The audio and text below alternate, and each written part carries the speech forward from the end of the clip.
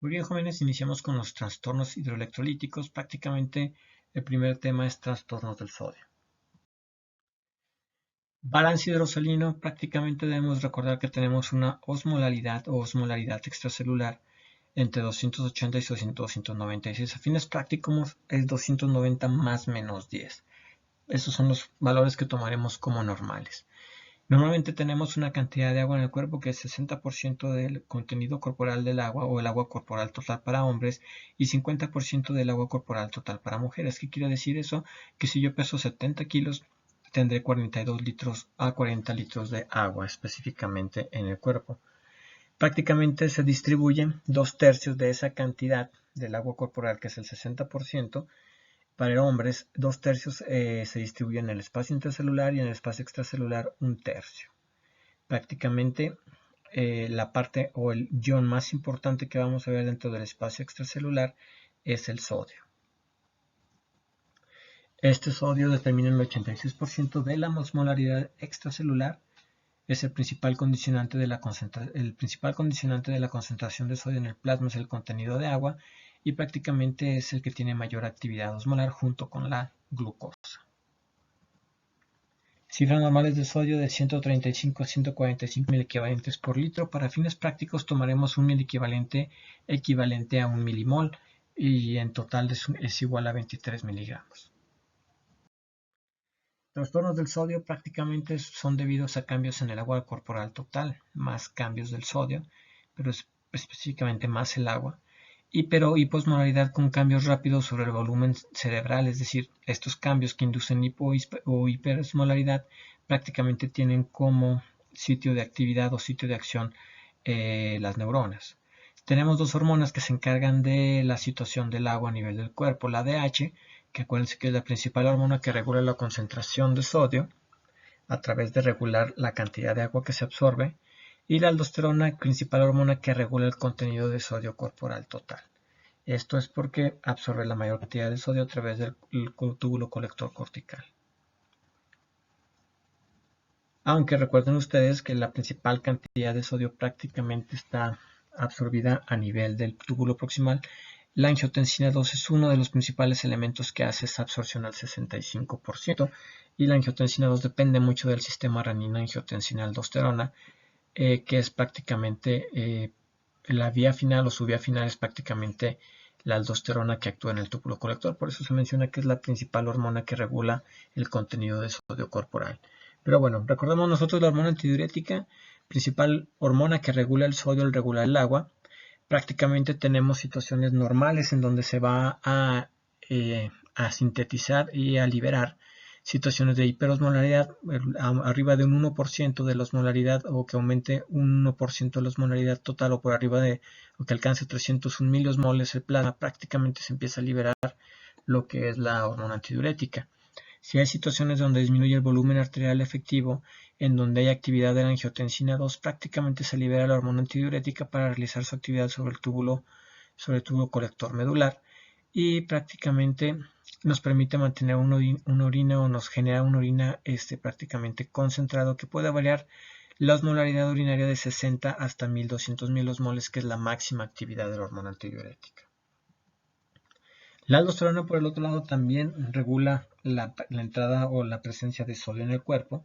Prácticamente sus estímulos son dados por la hipovolemia a través de la angiotensina 2, la acción hipercalémica, y prácticamente acuérdense que tiene actividad o genera actividad sobre el equilibrio ácido-base, generando el intercambio por iones hidrógenos y la salida de potasio, intercambiándolo por la entrada de sodio.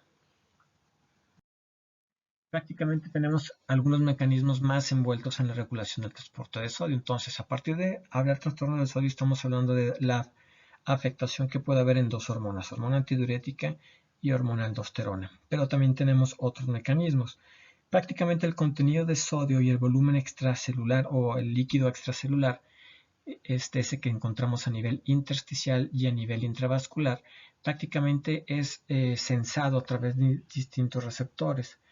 Tenemos receptores de volumen a nivel de la aurícula, tenemos receptores de volumen también a nivel del callado aorta, tenemos a nivel de la vena cava y las venas intratorácicas. Prácticamente también tenemos receptores de presión, ahí están el callado de la aorta, carótidas y la arteriola eferente, y obviamente la mácula densa formando parte del túbulo distal que sensa la cantidad de sodio y cloro. Este sensado o esta información eferente genera una información eferente, y esta información eferente es la respuesta por la cual voy a mantener mi volumen extracelular y voy a mantener mi contenido de sodio. Prácticamente esta respuesta está dada por una respuesta neurohumoral, el sistema renina-angiotensina, que genera la absorción, o en este caso incrementa la absorción de sodio, como podemos ver con el signo de más. El sistema nervioso central, las catecolaminas que aumentan la reabsorción de sodio. Los otros estímulos negativos o que inhiben la absorción de sodio o incrementan la excreción de sodio son los péptidos natriuréticos, el auricular y el cerebral, el brain natriuretic peptide, y las prostaglandinas, que también son capaces de incrementar la excreción tubular y renal de sodio. El filtrado glomerular, prácticamente como efecto hemodinámico, tiene un efecto negativo. A mayor filtrado glomerular, mayor liberación o excreción de sodio. Y los capilares peritubulares prácticamente no tienen ningún efecto sobre esta capacidad de reabsorber o de excretar sodio. En esta otra imagen vemos realmente los mecanismos de transporte del sodio, que son los mecanismos que vimos dentro de la fisiopatología tubular.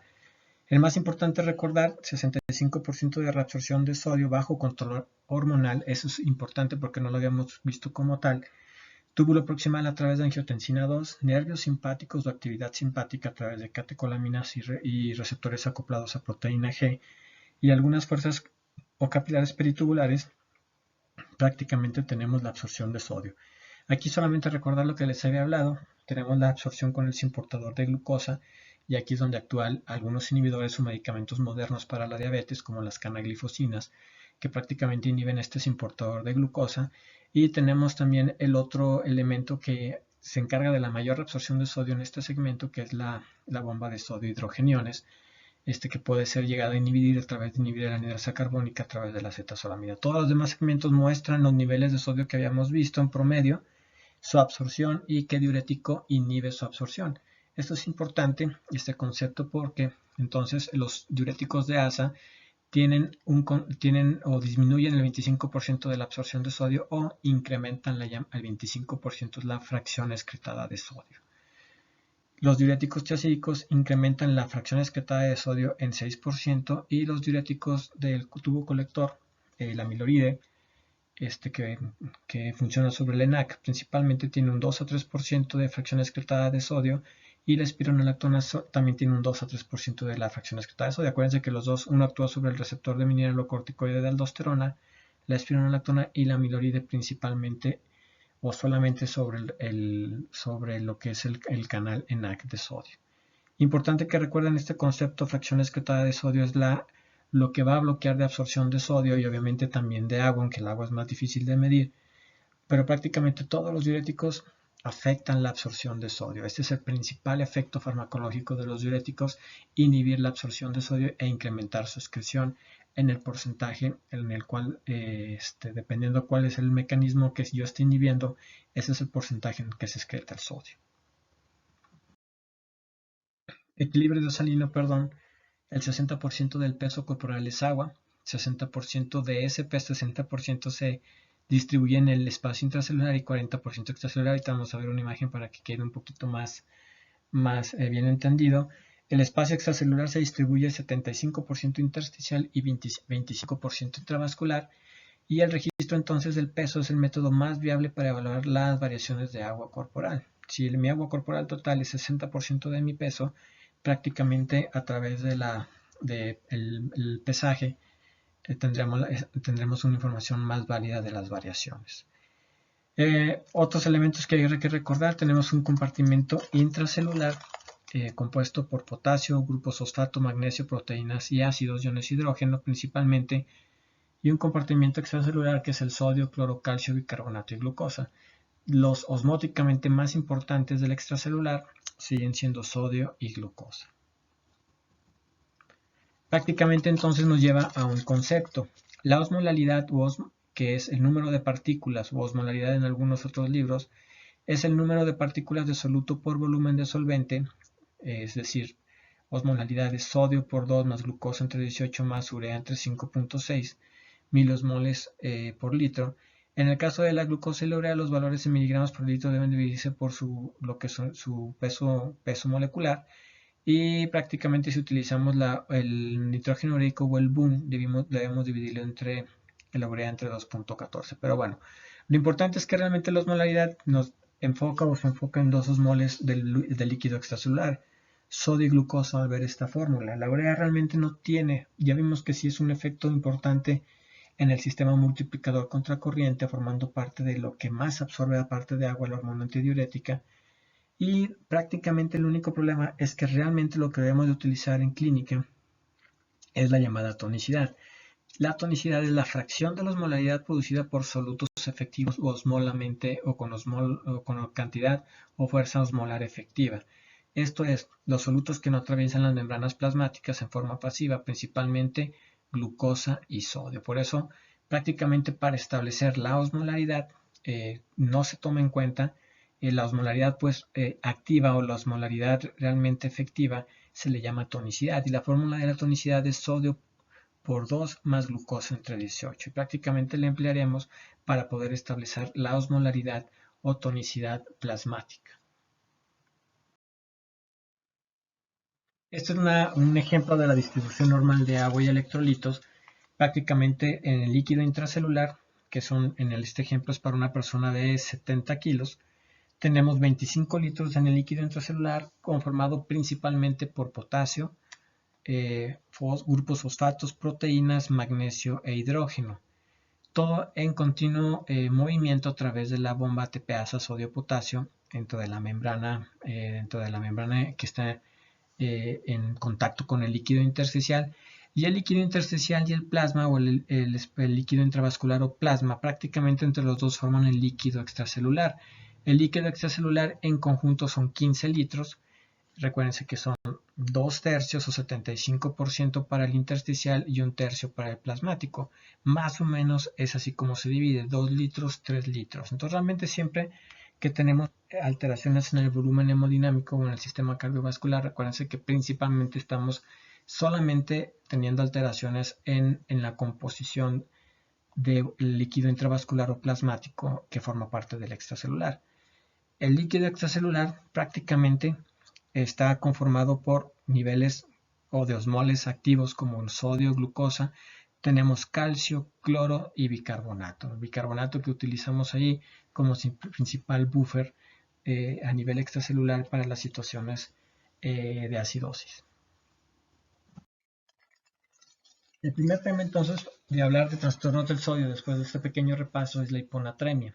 La hiponatremia que se define como con un sodio sérico menor de 135.000 equivalentes, normalmente tiene una incidencia de 15 al 20%, en pacientes ambulatorios del 1 al 2%. Sodio más bajo, mayor estancia hospitalaria y mayor mortalidad. Esa es la regla general para la hiponatremia. Existe una mortalidad del 50% en pacientes que alcanzan un sodio menor de 110.000 equivalentes, y el rango de sodio para mejorar la mortalidad por hiponatremia, y que es la meta terapéutica inicial en la mayor parte de los pacientes antes de hacer una corrección total, es alcanzar un sodio sérico de 130.000 equivalentes.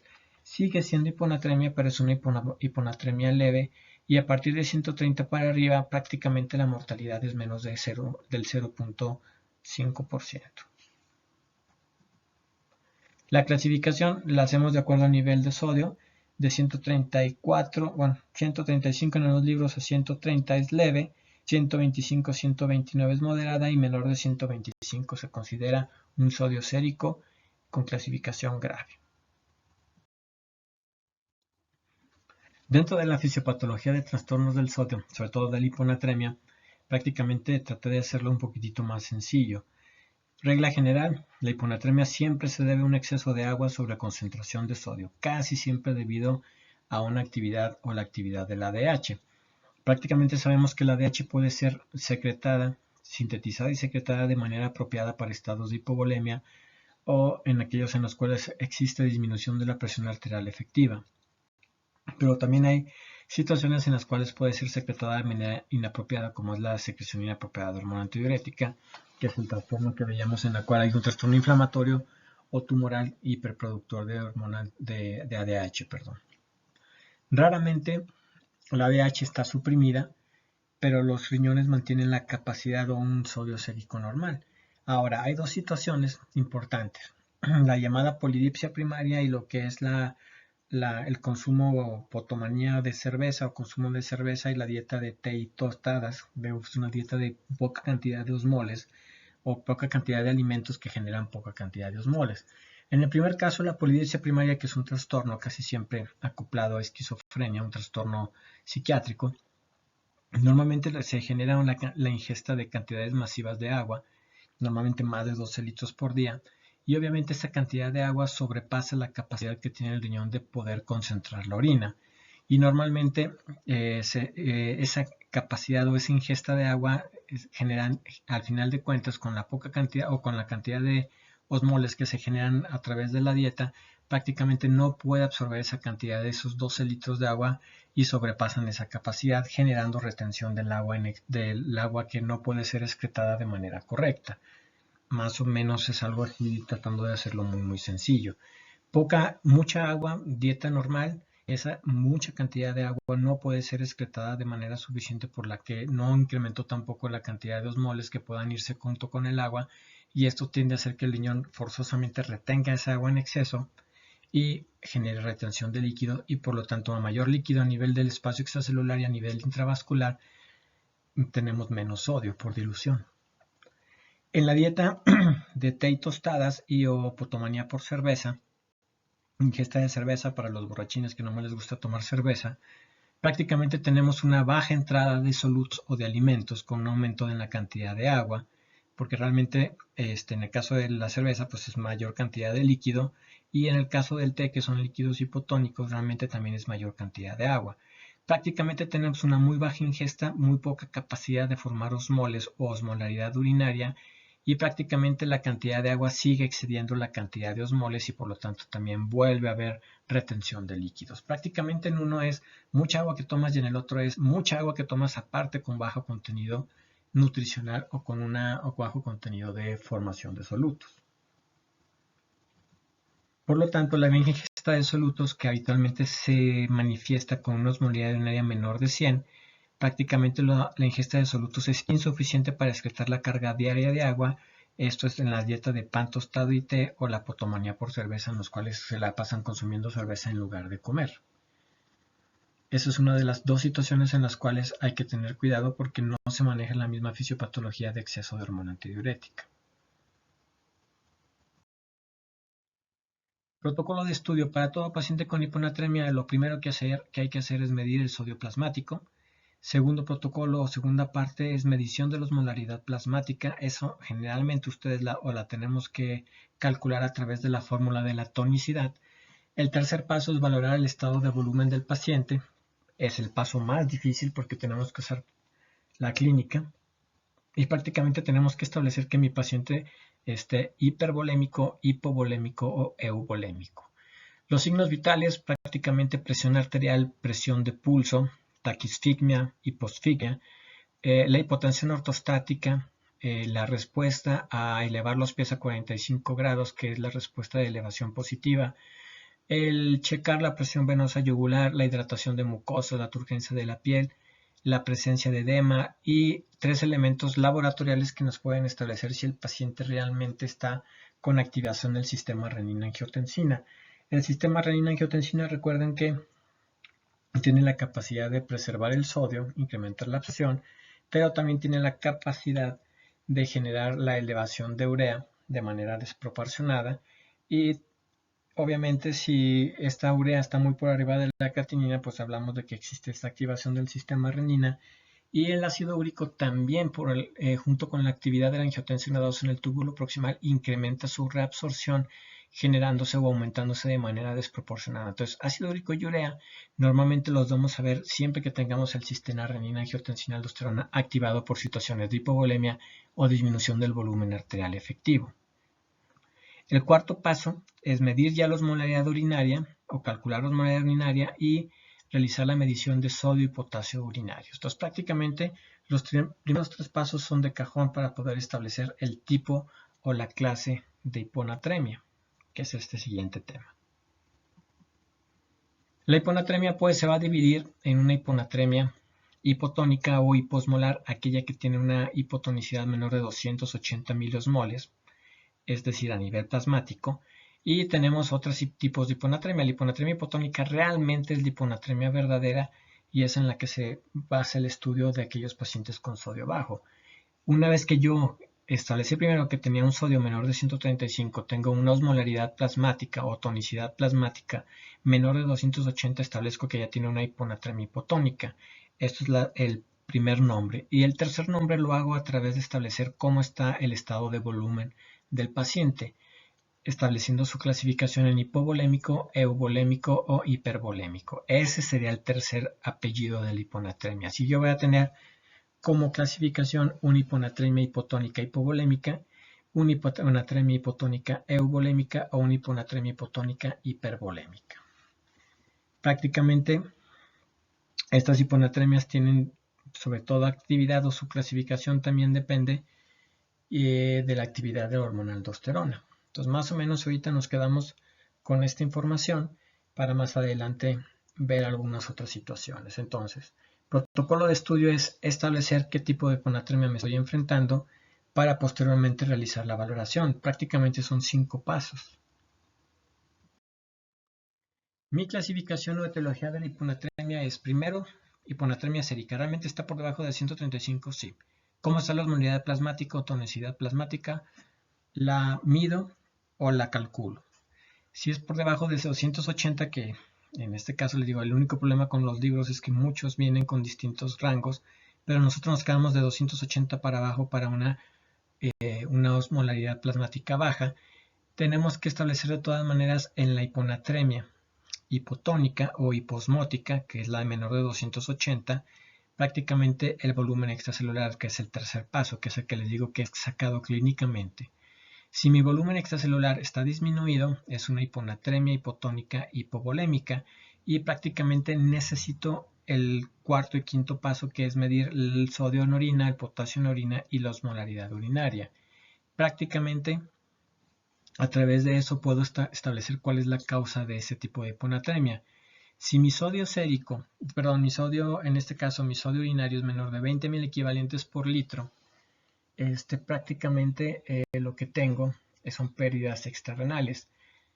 ¿Por qué pérdidas extrarrenales? Las pérdidas extrarrenales prácticamente son por incremento en la reabsorción de sodio por la aldosterona, por el sistema renina-angiotensina-aldosterona. La aldosterona se incrementa la absorción del ENaC a nivel del túbulo colector cortical, que es entre el 2 y el 3%, pero acuérdense que la angiotensina 2 sintetizada en el sistema renina-angiotensina también absorbe el sodio a nivel del túbulo proximal, generando mayor absorción. Entonces, si yo tengo poca cantidad de sodio a nivel de la orina, prácticamente significa que lo estoy reabsorbiendo porque no tengo ningún daño a nivel tubular, y esa absorción es mediada por angiotensina 2 y por la propia aldosterona. ¿Cuáles son las causas? Pérdidas gastrointestinales principalmente, o pérdidas extrarrenales, por donde perdemos sodio, por gastrointestinal, por vía cutánea, grandes quemados o yéndose a tercer espacio. Si por el contrario tengo una hiponatremia hipotónica, hipovolémica, pero tengo un sodio arriba de 120.000 equivalentes en la orina, prácticamente lo que no tengo es reabsorción de sodio. Entonces tengo pérdida renal, y esa pérdida renal puede ser inducido por un diurético tiacídico, diurético de asa, o puede estar generado porque realmente ya no están funcionando el sistema tubular por un problema renal o una insuficiencia, un problema de una nefropatía perdedora de sal o una insuficiencia renal, para no hacernos pelotas. Y la otra situación es que realmente no hay el sistema de aldosterona, que no hay producción de aldosterona, y tampoco tengo por una insuficiencia suprarrenal. Entonces prácticamente este sería el tipo o la manera de cómo se aborda etiológicamente las causas de trastornos de la hiponatremia para una hiponatremia hipotónica hipovolémica. El tratamiento para estos pacientes con bajo volumen siempre va a ser rehidratación con solución salina al 0.9% y sobre todo mejorar el estado de volemia, y posteriormente revalorar el sodio para ver si va a requerir otro tipo de solución, desde solución isotónica a solución hipertónica al 3%, que eso es la última parte de este tema. Para la hiponatremia, en la cual yo checo, tiene una hiponatremia hipotónica, pero volumen realmente ni encuentro que esté dematizado, ni encuentro que esté hipovolémico o deshidratado. Prácticamente tengo una euvolemia o normal. Prácticamente tengo diferentes causas endocrinológicas. La primera causa, siempre la más importante, es la secreción inapropiada de hormona antidiurética. El hipotiroidismo en segundo lugar, también aquí se cabe andar la insuficiencia suprarrenal, la polidipsia primaria y alteraciones en el hipotálamo. Prácticamente el tratamiento de la secreción inapropiada de hormona antidiurética lo hacemos de manera crónica y realizamos restricción de líquidos y empleamos algún medicamento, en este caso como los bloqueadores de la hormona antidiurética, como los baptanes. En este caso el más utilizado sigue siendo tolvaptan. Y prácticamente utilizamos también algunas medidas de líquidos para poder reponer volumen y reponer sal. Pero prácticamente el tratamiento está dirigido a la causa más frecuente. Obviamente, si es un hipotiroidismo, pues tengo que dar tratamiento al hipotiroidismo. Si es una insuficiencia suprarrenal, doy tratamiento a la insuficiencia suprarrenal. Aquí lo interesante es que nos menciona, es euvolémica, pero tiene una retención hídrica aislada. Esa retención hídrica aislada es compensada, por eso no hay edema, a través del sistema, a través del propio riñón, a través de la natriuresis. Por eso no se llega a dematizar, pero siempre hay un poquitito de agua retenida para generar la hiponatremia y bajar la tonicidad u osmolaridad. Y el tercer tipo, que es el más fácil, es la hiponatremia hipotónica hipervolémica. Hay edema, hay regurgitación yugular o ingurgitación yugular. Prácticamente voy a tener retención hidrosalina y prácticamente tengo que volver a medir el sodio en orina, y se parece bastante a la cuadrito anterior. Si mi sodio en orina y estoy hinchado es menor de 20.000 equivalentes, prácticamente tengo retención extrarrenal generada por la activación del sistema renina, por insuficiencia cardíaca, cirrosis o síndrome nefrótico. Si estoy perdiendo sodio y tengo una hiponatremia hipotónica hipervolémica y el sodio en orina es mayor de 20, prácticamente tengo un fracaso renal agudo oligúrico o una insuficiencia renal. Tengo daño a nivel tubular que impide que se reabsorbe sodio y el sodio se va por la orina, perdiéndose en cantidades por arriba de 20.000 equivalentes. Tratamiento para estos pacientes prácticamente es retención hídrica. Les voy a bajar la cantidad de volumen, la cantidad de agua o líquidos intravenosos que le puedo dar, y prácticamente tengo que emplear en algunos casos un diurético. A pesar de tener hiponatremia y con el riesgo de incrementarla, muchas veces es preferible sacar agua libre para tratar de que el sodio se vuelva, no esté tan diluido e incremente de manera proporcional.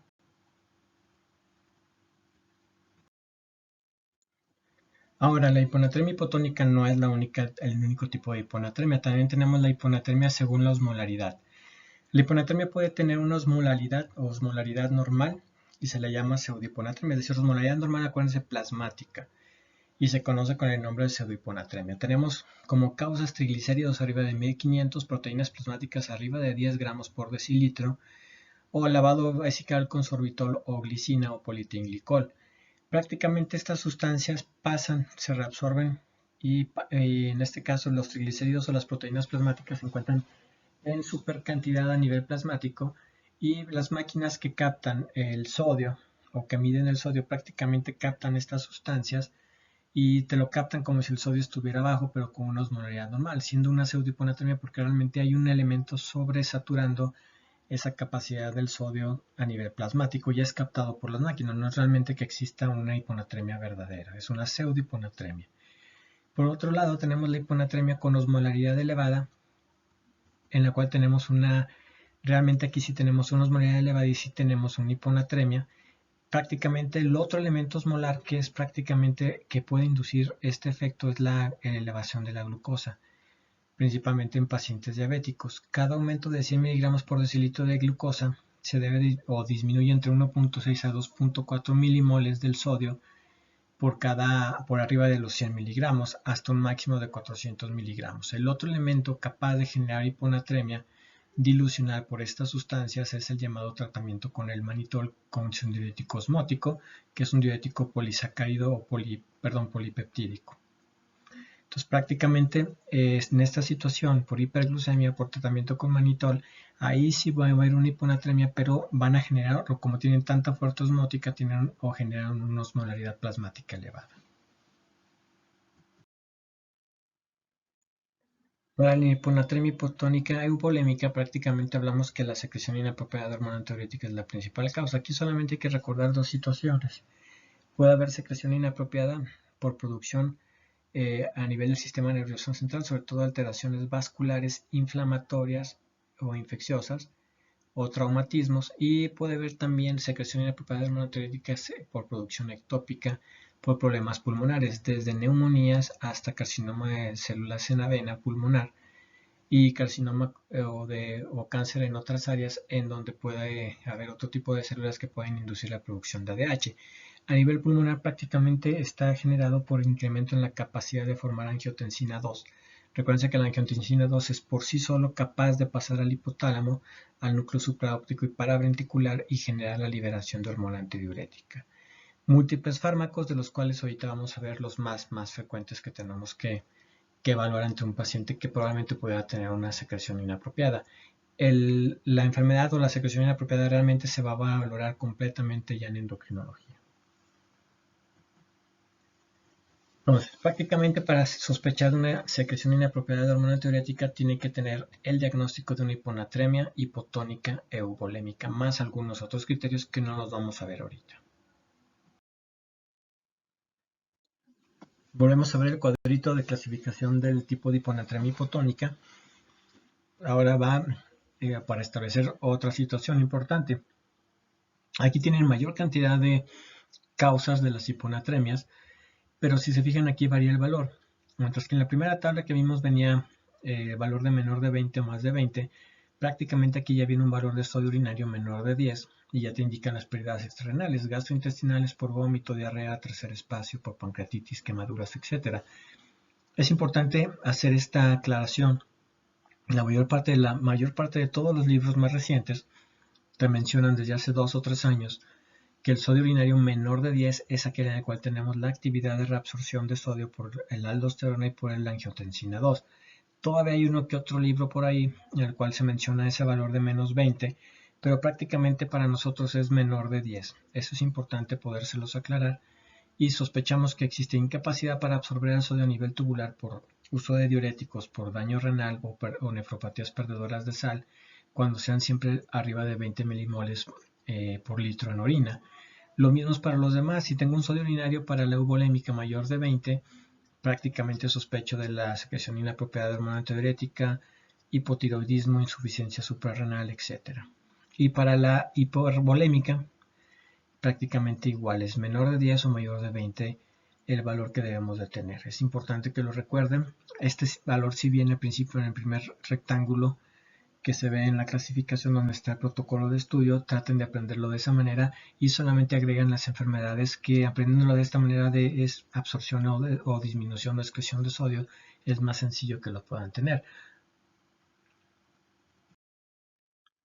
Ahora, dentro de las causas más frecuentes que nos encontramos en la práctica común de hiponatremia eubolémica, tenemos estos, los medicamentos que simulan una secreción inapropiada de hormona antidiurética, porque puedo tener secreción por alteraciones en el sistema nervioso, por alteraciones pulmonares, que son las más frecuentes, pero también puedo tener por actividad medicamentos. De los principales medicamentos son los antidepresivos, los inhibidores de la recaptura de serotonina, opiáceos, algunos AINES, sobre todo AINES como naproxeno y diclofenaco, y prácticamente drogas de uso social como el MDMA o el éxtasis.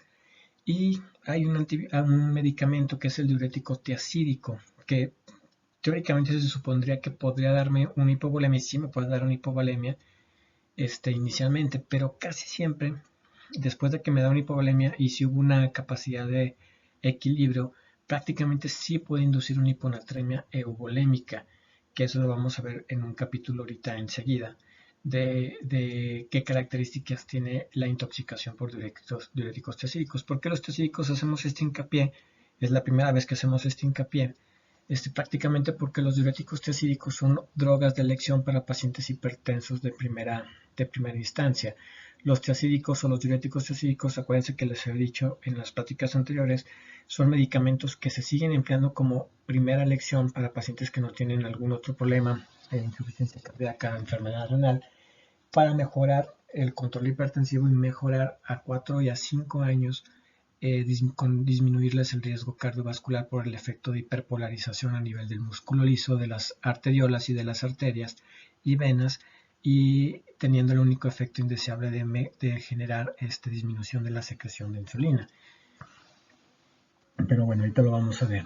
Prácticamente tenemos las otras causas de hiponatremia volémica cuando se ingiere poca cantidad de solutos. Aquí es donde viene la dieta de té y tostadas, la potomanía por cerveza y la polidipsia primaria, que es en la que viene enseguida, que son de las causas más frecuentes que tenemos que establecer etiológicamente para establecer, la etiología de la hiponatremia. La lesión del sistema nervioso central, dolor, tumor, procesos inflamatorios por sangrados y la presencia de malignidad, sobre todo a nivel pulmonar, pancreático, linfomas, que pueden incrementar la secreción de hormona antidiurética a través de la hiperproducción de angiotensina 2. Entonces, prácticamente es importante hacer este punto, hincapié. Recuérdense, una hiponatremia hipotónica y volémica tiene características de enfermedades endocrinológicas. Ahora, hipotiroidismo, insuficiencia suprarrenal, secreción inapropiada de hormona antidiurética son unas causas que deben de conocer ustedes. Más sin embargo, estas de aquí, la polidipsia primaria, la poca ingesta de solutos, dieta por potomanía o dieta de té y tostadas, medicamentos tiacídicos y inhibidores de la recaptura de serotonina como antidepresivos son frecuentes también asociados a este tipo de hiponatremia. Entonces también se las tienen que aprender como las causas que pueden estar dentro de ese grupo de hiponatremia euvolémica. Para la hiponatremia inducida por tiazidas, prácticamente el 30% de los pacientes bajo tratamiento de largo plazo de tiazidas se puede llegar a generar. Ahora, de ese 30% es para quien ya lo está consumiendo, pero también existe entre el 15 y el 20% la posibilidad que al momento de iniciar el tratamiento empiecen a tener hiponatremia. Ahora, esos que inician de manera o que son nuevos pues en el tratamiento son los que sí te pueden desarrollar una hiponatremia hipotónica hipovolémica, 15 al 20%, mientras que el 30% de los pacientes a largo plazo son los que tienen la hiponatremia euvolémica. Fisiopatología se manifiesta en las primeras 1 o 2 semanas de tratamiento, como les había dicho. Aquí es donde este libro envuelve o reboruja pues lo que hace los dos tipos. Prácticamente la intoxicación o la hiponatremia inducida es entre 1 y 2 semanas de tratamiento para el agudo, con enfermedad aguda y con cambios en la dosis. Eso también es importante. Si yo cambio la dosis, incremento la dosis, vuelve a resetearse, es decir, si yo tenía una dosis de media tabletita y aumento una tableta completa, esas próximas 2 semanas en las cuales aumenté la tableta funcionan como una causa aguda, ¿ok? A pesar de que el tratamiento lo haya tenido durante 3, 4, 5 meses previos. De igual manera, si yo suspendo el medicamento durante una temporada y lo vuelvo a reiniciar, es volver a resetear y a volver a reiniciar todo, ¿ok?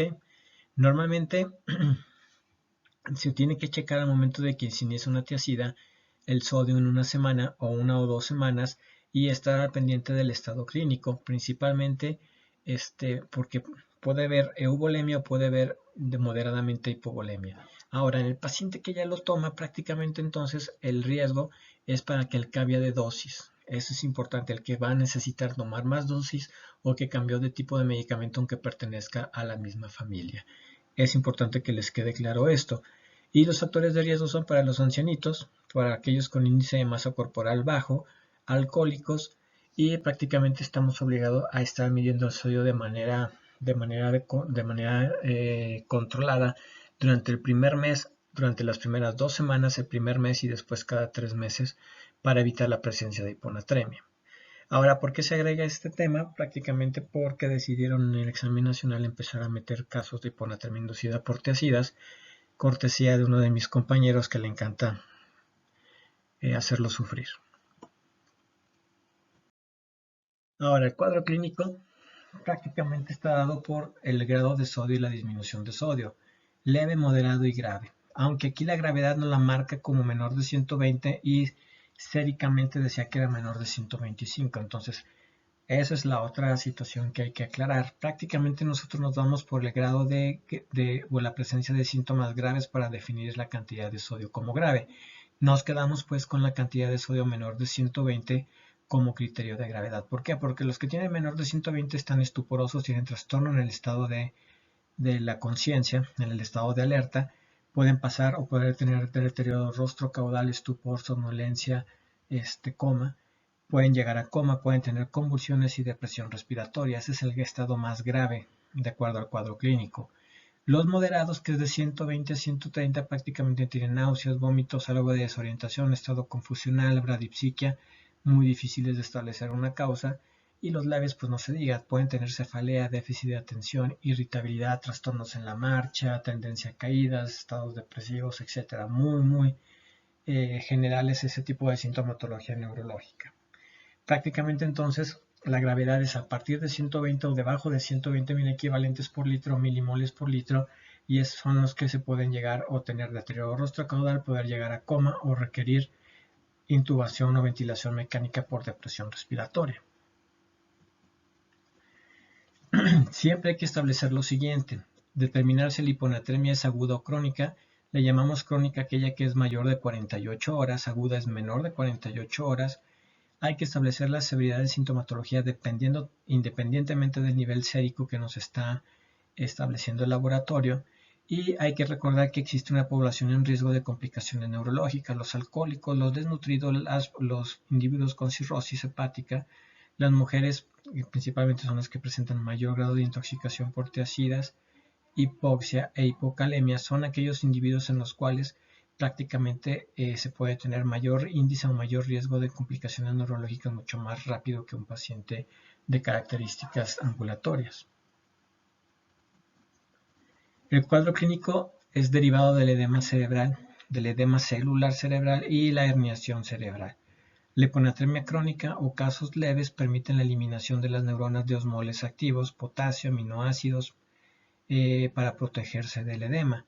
Esta es la situación de por qué tenemos que diferenciar entre si es crónico de más de 48 horas y menos de 48 horas como agudo, porque las neuronas van a tener un mecanismo de pérdida de osmoles intracelulares para evitar el edema cerebral. En esta imagen vamos a ver este mecanismo. Normalmente tenemos una osmolaridad cerebral y plasmática de 290 milosmoles. Si nos vamos al caminito de la izquierda, prácticamente tenemos, si existe una caída de la osmolaridad plasmática, por ejemplo de 290 a 220, pues acá caemos como hiposmolaridad. Pero si se desarrolla de manera lenta en un lapso mayor de 48 horas, prácticamente permite a la neurona, que sean esas cositas rosas, prácticamente perder osmoles intracelulares, hidrógenos, aminoácidos, fósforo, para poder bajar la osmolaridad y poder tratar de que sea la misma osmolaridad plasmática que la osmolaridad intracelular a nivel neuronal, y evitar con esto, evitar los cambios en el tamaño cerebral. Si por el contrario, la caída abrupta de la osmolaridad es mucho más rápida, en menos de 48 horas, prácticamente mi celular fue incapaz de poder liberar o echar a andar ese mecanismo de pérdida de osmoles, y prácticamente si yo bajo la concentración de sodio en el espacio plasmático o intravascular y en el espacio intersticial, prácticamente voy a tener, o el exceso de agua que está teniendo por la baja cantidad de sodio prácticamente va a pasar al lugar que es osmóticamente más concentrado, que en este caso sería dentro de la neurona, generando edema cerebral e hinchazón cerebral o edema neuronal en este caso. Entonces, prácticamente el cuadro clínico es derivado por el grado de edema neuronal que se pueda generar. Prácticamente tenemos síntomas y signos un poquitito más fáciles de entender. Aparte del deterioro del estado de alerta o de conciencia, aparte de la afectación del estado del estado confusional o del estado de atención que te pueda tener el paciente. Prácticamente dentro de los síntomas está la letargia, apatía, la desorientación, existen calambres musculares, anorexia, náusea, agitación, y los signos que habitualmente son los que les podemos dar un poquitito más de valor semiológico. Tenemos trastornos en el sensorio, pero tenemos reflejos tendinosos deprimidos, hiporreflexia. Prácticamente tenemos la respiración de Cheyne-Stokes con parámetros o con cambios a nivel de la cantidad de respiraciones y de cambios tanto en la profundidad como en el número, junto alternado con periodos de apnea. la hipotermia, los reflejos o la aparición de reflejos patológicos, reflejo del besuqueo, etc. Y parálisis pseudovulvar y obviamente las convulsiones. Entonces, todos esos cambios, sobre todo en signos, pongan atención en la hiporreflexia. A nivel muscular pudiera haber algún grado de hipotonía, la respiración de Cheyne-Stokes, calambres musculares como síntomas. Prácticamente son datos que pueden establecer un cuadro clínico de hiponatremia generando o generado por un estado de edema cerebral o neuronal, principalmente a nivel de grupo de control muscular. Tratamiento. Tratamiento de la hiponatremia sintomática, que es prácticamente la hiponatremia que va a tener el cuadro neurológico de severidad, el de menor de 120 o el moderado, o aquel que tiene cualquiera de los signos y síntomas que vimos anteriormente. Prácticamente para este cuadro hay que utilizar soluciones hipertónicas al 3% que tienen una concentración de 513 miliequivalentes de sodio. Normalmente iniciamos la aproximación con esas soluciones, darle 1 mililitro de esa solución por kilogramo por hora para aumentar de manera proporcional y aproximada 1 milimol por litro por hora del paciente. Prácticamente la corrección de estos pacientes sintomáticos se hace con un ritmo de 2 miliequivalentes por litro por hora por durante un lapso de 2 a 3 horas o hasta alcanzar que la sintomatología se resuelva. Ojo, entonces tenemos una velocidad inicial, corrección de 2 miliequivalentes por litro por hora, entre 1 y 2, de manera o como recomendación yo les diría que no se pasen de 1 mililitro por kilogramo por hora porque luego van a tener problemas, y prácticamente lo hacemos con solución salina hipertónica. Si mi paciente remite la sintomatología, por ejemplo, si tenía 118 y tiene sintomatología, tiene calambres musculares, tiene reflejos hipotónicos, hiporreflexia, hipotonicidad, alteraciones del estado del sensorio, estado de ansiedad, estado de trastorno de conciencia, prácticamente inicio, y si repongo en las primeras 2 horas y alcanzo 121 o 120 y se resuelve la sintomatología, prácticamente entonces detengo la aplicación de solución salina hipertónica al 3%.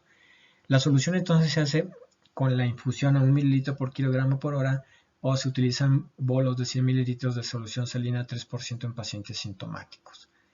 Ok, entonces la solución salina tiene 513,000 equivalentes. Prácticamente tenemos que estar al pendiente de no pasarnos en la cantidad y en la velocidad de sodio que le vamos a pasar al paciente. Eso es importante. Tenemos un total de no pasar más de 8,000 equivalentes de sodio en un día completo o en 24 horas. Ese es un tope. El otro tope es no más de 2,000 equivalentes por litro por hora. ¿Ok? Y aparte tenemos un tercer tope. El tratamiento agudo debe interrumpirse cuando se alcance uno de los siguientes 3 criterios, que ese es el tercer tope. 1. Que se hayan resuelto los síntomas independientemente de que se haya acabado en 120, 121, 119 de sodio, pero que se haya resuelto lo que la clínica. 2. Se alcance un sodio plasmático seguro arriba de 120, ¿sí? O 3. Se alcance una corrección total en 24 horas de 8,000 equivalentes. Entonces prácticamente esos son nuestros, tenemos 3 topes de acuerdo a estas indicaciones, de acuerdo a la cantidad de solución y a la velocidad que vamos a colocar. El tipo de solución indicada en los sintomáticos siempre va a ser solución salina al 3% o una solución hipertónica con la que contemos en el hospital o en el lugar en donde estemos. En ese otro cuadrito prácticamente hay otra situación. Se valora o se inicia con solución salina hipertónica para los sintomáticos y se puede valorar el empleo de furosemida en estos pacientes. A pesar de que la furosemida incrementa o excreta mayor cantidad de sodio, entre el 25 y el 30% del sodio, prácticamente si tienen una osmolaridad urinaria mayor de 2 veces una osmolaridad plasmática, tienen indicación de ponerle 20 miligramos de furosemida, que será la mitad de la dosis estándar para un paciente normal. Si mi osmolaridad urinaria tiene más de 350 miliosmoles por kilogramo de peso, prácticamente también indico la furosemida, o si el paciente es cardiópata. Eso estamos hablando de pacientes que tuvieran una hiponatremia hipotónica hipervolémica. Prácticamente el empleo de diurético está indicado porque es el tratamiento estándar para un paciente con una insuficiencia cardíaca aguda o con cualquier cardiopatía agudizada. Utilizo o inicio el tratamiento, síntomas graves, 1 a 2 mililitros por kilogramo de peso por hora, o un bolo de 100 mililitros de bolo intravenoso, que es una práctica que deben de tener cuidado.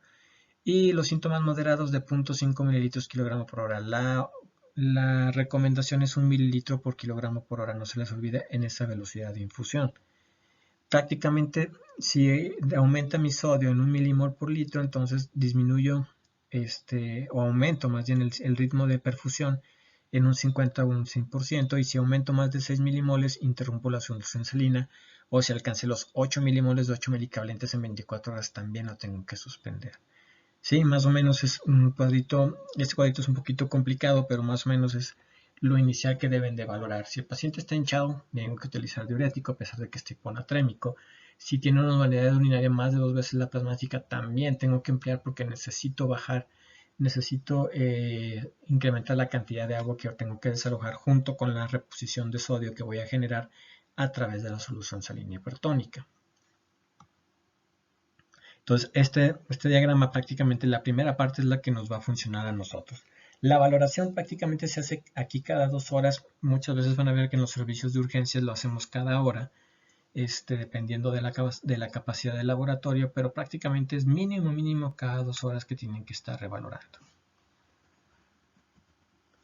Ahora, ya me pasé en cantidad o en velocidad, es decir, se me pasó.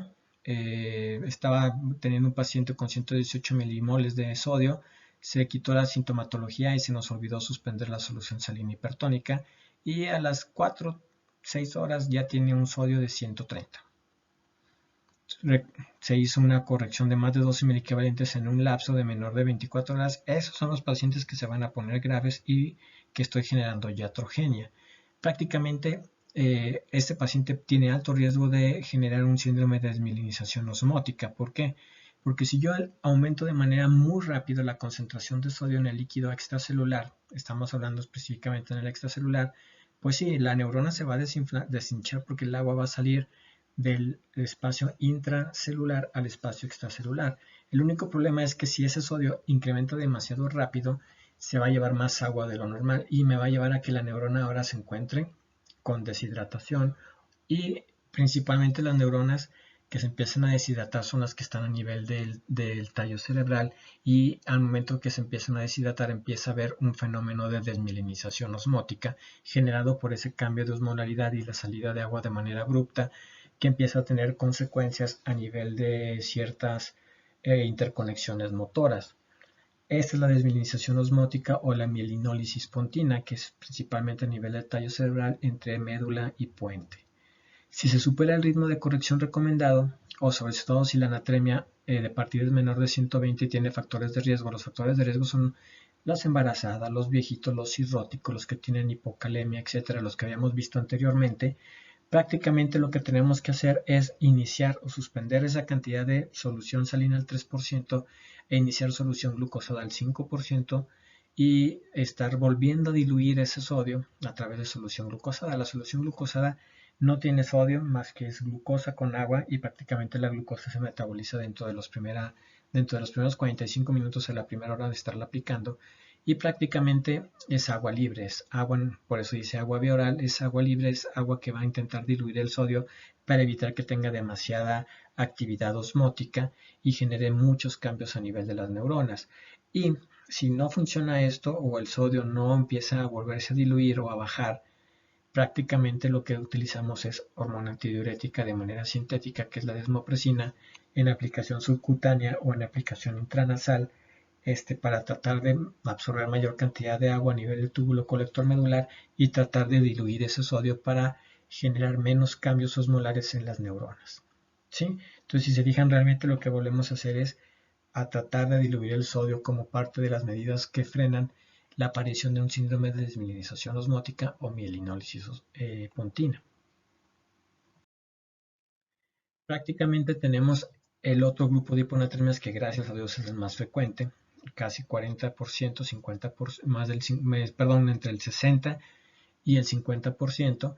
Prácticamente son las asintomáticas, son las que pasaron más de 48 horas, le dio chance al cerebro y a las neuronas de generar ese mecanismo de adaptación a través de pérdida de osmoles intracelulares, y prácticamente no es una urgencia terapéutica, y lo que hacemos es realizar la corrección de sodio a un nivel mucho más bajo, a un ritmo de velocidad más baja, 0.5 mil equivalentes por litro por hora, y también tenemos el tope de no más de 8 mil equivalentes en 24 horas de corrección de sodio.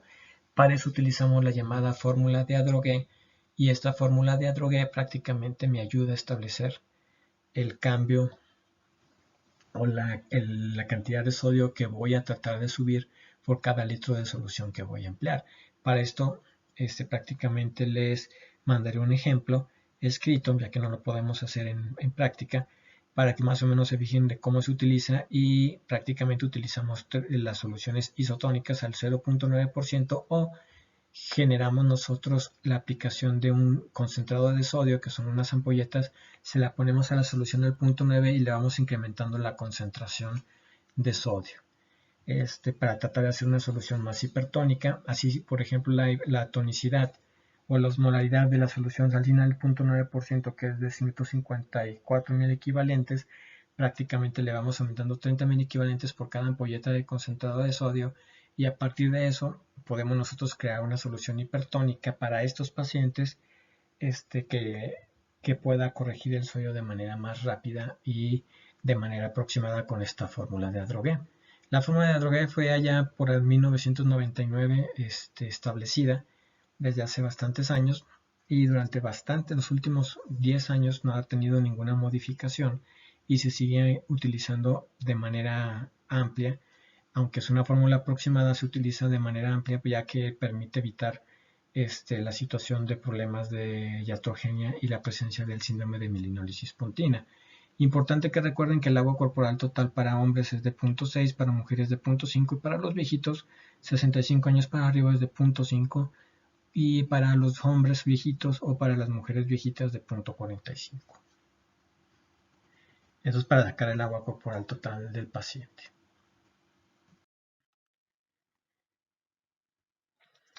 Para estimar la necesidad de líquidos del paciente, antes de seguir avanzando, prácticamente utilizamos estos requerimientos. Para un adulto son la manera como yo debo de establecer qué necesidad de agua tiene mi paciente.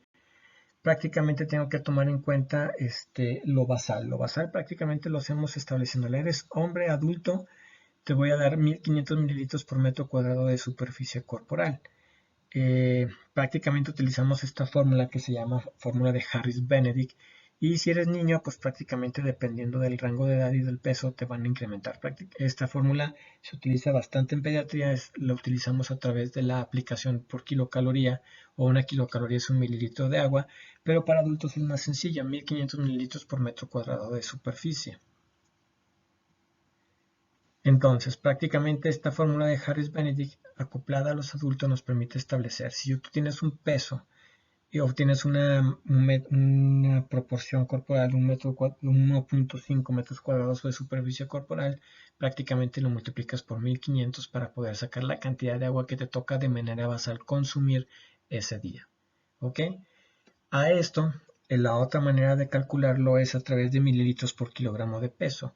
El estándar para el paciente es consumir entre 30 a máximo 40 mililitros por kilogramo de peso por día, que sería muy parecido a las kilocalorías que debe de consumir un paciente. Entonces, si yo peso 80 kilos y me tocaría tomar 80 por 30, 2 litros 400 de agua ese día, para mantener un flujo urinario estable y para mantener la cantidad de agua necesaria para llevar a cabo mi homeostasis.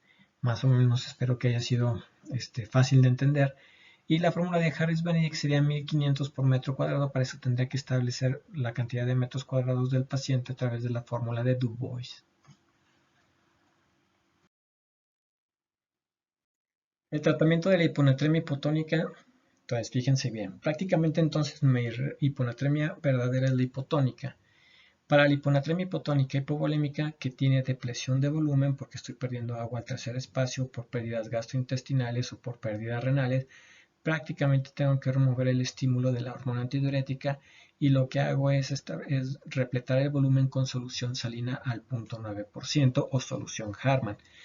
El único problema con la solución Harman y con la Ringer lactato es que tiene menor concentración de sodio. La solución salina tiene 154.000 equivalentes, y la solución Harman debe tener entre 130.000 equivalentes de sodio. Entonces el único problema es que no tiene la suficiente cantidad para mantener o mejorar más rápido un poquitito el sodio. Entonces, lo primero es, si es hipovolémica, siempre repleto volumen. No me voy a generar la corrección del sodio, sino corrijo volumen, quito el sistema renina-angiotensina, lo bloqueo y quito la hormona antidiurética para mejorar más rápidamente la corrección de sodio. Si el paciente es hipervolémico, tiene una hiponatremia hipotónica hipervolémica, tengo que restringir agua. La manera de restringir agua es forzosamente tengo que medir el volumen de orina que haya hecho en 24 horas, a eso le quito la mitad y solamente le permito tomar agua o recibir agua de manera intravenosa a la mitad del volumen de orina que haya tenido o que haya hecho en 24 horas. Esa sería la manera más correcta de restringir líquidos. Hay que movilizar el exceso de agua y sodio, prácticamente utilizo diuréticos de asa, evito los tiacídicos o en el caso de los pacientes con insuficiencia cardíaca, básicamente utilizo medicamentos para tratar de mejorar el latido cardíaco o utilizo vasodilatadores para mejorar el gasto cardíaco en algunas cuestiones o utilizo infusiones con soluciones coloides para los pacientes cirróticos o trato la cirrosis dependiendo del estadio en el cual se encuentre. Para el síndrome de secreción inapropiada de hormona antidiurética, prácticamente aquel que sí tiene origen a nivel hipotalámico, aquel que tiene origen por problemas o trastornos a nivel de la afectación de la hiperproducción de hormona antidiurética, prácticamente ahí se restringe el agua y se utiliza solución hipertónica con el uso de algún diurético. Prácticamente aquí es donde sí se utiliza los baptanes, conibaptán o tolvaptán, para bloquear al receptor o antagonizar al receptor de hormona antidiurética o de vasopresina. Y el único problema con estos medicamentos es que sí es poco medible o poco calculable la respuesta que vaya a tener el paciente. Por eso solamente se utiliza siempre y cuando hayas hecho ya el diagnóstico de secreción inapropiada y que se mantenga con una hiponatremia hipotónica euvolémica. La desmineralización osmótica o mielinólisis pontina prácticamente es la consecuencia de la corrección rápida de la hiponatremia, la velocidad, o la consecuencia de la cantidad que hayas repuesto en 24 horas, que no debe pasarse de 8.000 equivalentes, que genera deshidratación celular o neuronal, y la mielinitis pontina genera una parálisis pseudovolvar o una tetraparesia progresiva que puede apenas empezarse a manifestar durante los primeros 4 a 7 días después de haber realizado la corrección de manera rápida o en mayor cantidad de los requerimientos de 8.000 equivalentes. Entonces, parálisis pseudovolvar y tetraparesia progresiva. Por cuestiones, yo les diría que chequen qué es la parálisis pseudovolvar. Esperamos que la vean en neuro en sexto semestre, pero vean las características de ese llanto o esa risa fácil y esa incapacidad de poder tener una correlación adecuada o una interacción adecuada con otra persona. La otra característica de la mielinitis pontina es la presencia de convulsiones que igual aparecen entre 4 a 7 días posteriores de iniciar el proceso de deshidratación neuronal o de desmielinización osmótica. El siguiente trastorno del sodio que vamos a hablar es la hipernatremia, definiendo hipernatremia con un nivel sérico de sodio por arriba de 145. Aquí prácticamente nos enfocamos en el cuadrito del lado derecho. Tenemos como causas, la causa principal del déficit de agua. Prácticamente el déficit de agua puede ser por disminución de la ingesta de agua o por pérdida de agua. La pérdida de agua prácticamente puede ser por pérdidas renales, pérdidas cutáneas por sudoración profunda, actividad física, fiebre, etcétera, pérdidas respiratorias y pérdidas gastrointestinales. Entonces, la pérdida de agua siempre tenemos que ubicar el sitio en donde se está perdiendo agua.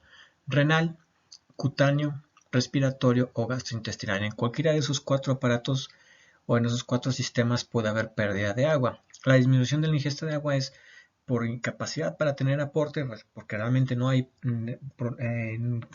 el aporte suficiente de agua por falta de ingesta de líquidos, pero que puede ser por alteraciones en el estado de alerta o el estado de conciencia, defectos en el mecanismo de la sed o disfunción de los osmorreceptores, prácticamente enfermedades que afecten el centro de la sed, como granulomas, procesos infiltrativos hipotalámicos, o procesos infiltrativos hipoficiarios que afectan el hipotálamo de manera secundaria, trastornos vasculares. Y la otra situación en la cual se puede ver la presencia de hipernatremia es por la entrada de agua a las células. Una vez que el agua entra a las células, prácticamente el sodio como osmolito se queda de manera en el espacio extracelular y la pérdida de agua genera que ese sodio aparezca como si estuviera incrementado en cantidad, generando un nivel sérico más alto, generando una hipernatremia. Prácticamente la entrada de agua a las células las vamos a ver posteriormente a convulsiones durante o es una complicación de la rhabdomiólisis cuando se afecta más del 25% de masa muscular y en el ejercicio extenuante o ejercicio severo. La hipernatremia puede llegar a ser o puede generarse también por entrada de agua a las células, aunque realmente no es una pérdida de agua como tal. Lo que hay que esperar es que el agua regrese del espacio intracelular hacia el espacio extracelular. Y el siguiente mecanismo en general se llama sobrecarga de sodio, que eso principalmente es una complicación, como en el caso del tratamiento de una hiponatremia, por la solución hipertónica, por la solución de soros salinos, en las cuales hay incapacidad para poderlos eliminar. Prácticamente los síndromes de casi ahogamiento con el consumo de agua de mar. Y en otras situaciones prácticamente como la diálisis, en la cual existe demasiada concentración de sodio, en la cual nos puede inducir la hipernatremia por esa sobrecarga de sodio. Lo más importante que hay que aprender es que la pérdida de agua es la causa más frecuente. Las pérdidas extrarrenales son la causa más frecuente de la pérdida de agua, entendiendo por extrarrenal cutáneas por fiebre, las respiratorias, las cutáneas por quemaduras, las gastrointestinales por diarrea. Eso es súper importante que lo aprendan así. Y la mortalidad en los pacientes hospitalizados ya en terapia intensiva es del 38 al 40% con niveles de sodio por arriba de 160. Tiene mucho mayor o es mucho más frecuente que la hiponatremia. Sí, y la mortalidad también es mucho más estable, pero tanto en pacientes en UCI como en pacientes hospitalizados. Causas de hipernatremia prácticamente las dividimos de acuerdo al estado de volumen en hipovolémicas, euvolémicas e hipervolémicas. Hipovolémicas son las que hay pérdida de agua, que es la causa más frecuente. Las pérdidas de agua por pérdidas renales, uso de diuréticos, glucosuria o estados hiperosmolares con pérdida de volumen por un diurético osmótico como el manitol. En el caso de las terapias diuréticas, el diurético osmótico y la presencia de uso de diuréticos de ASA. Pérdidas gastrointestinales, diarreas de origen colónico y las pérdidas en pieles por exceso de sudoración, por fiebre, por golpes de calor, por golpes de calor que no hay una sudoración adecuada, pero sobre todo las pérdidas a través de piel por quemaduras, fiebre principalmente. La hiponatremia euvolémica, aquella en la cual no encontramos datos de baja o deshidratación o de bajo volumen, prácticamente la vamos a ver por la diabetes insípida, que es la otra enfermedad endocrinológica junto con la secreción inapropiada de hormona antidiurética que tienen mucha alteración alteraciones en el trastorno o en el metabolismo del sodio, perdón. La diabetes insípida dividiéndola en dos, la central y la nefrogénica. Y la hipernatremia hipervolémica prácticamente la vamos a ver por superalimentación parenteral o por gran contenido de sodio o derivados de sodio o gran contenido de bicarbonato de sodio en la dieta parenteral o enteral, la administración de sales orales o la administración de cantidades de soluciones salinas con gran concentración de sodio y la enfermedad renal crónica en la cual ocurre esta situación de la hipernatremia en situaciones en las cuales tenemos restricción de agua. La hipernatremia, pues, nivel arriba de 145, tenemos un déficit de agua relativa a la cantidad de sodio. Casi siempre las pérdidas son de agua y casi siempre las pérdidas son de líquidos hipotónicos. Y recordar que todos los pacientes hipernatrémicos se consideran hipertónicos. ¿Por qué? Porque hay pérdida de agua, el sodio se mantiene ahí y el sodio nos da la osmolaridad. Entonces casi siempre los pacientes hipernatrémicos son hipertónicos o hiperosmolares. Dentro de las causas, entonces, pérdida de agua hipotónica, deshidratación, como les había dicho, o infusión de solutos salinos hipertónicos, y el deterioro al acceso al agua, como en los pacientes intubados, en los viejitos que viven en los asilos o los viejitos en abandono social.